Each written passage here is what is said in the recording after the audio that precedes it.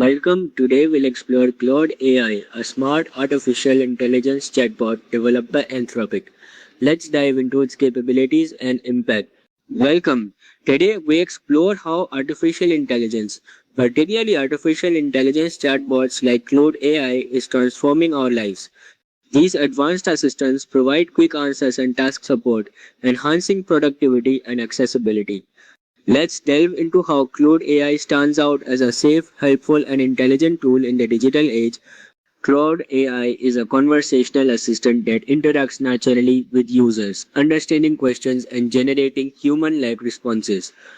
It's widely used for writing, coding, studying, and research, making it valuable for students, professionals, and developers. Known for clear and safe responses, it efficiently supports creative and technical work, competing with artificial intelligence tools like ChatGPT and Gemini.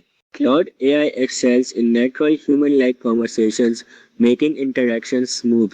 It effectively writes and summarizes content, aids in coding, and solves complex problems.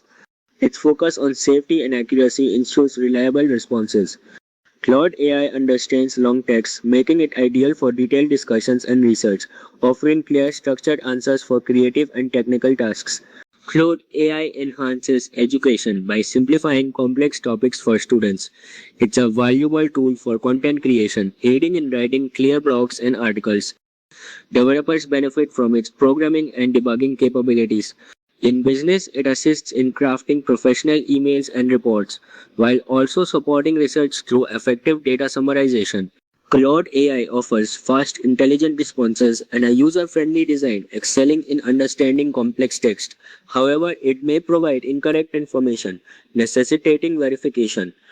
It requires internet access and updates, and it doesn't match human judgment. Thank you for your attention and engagement. We appreciate your interest in the subject. Have a great day.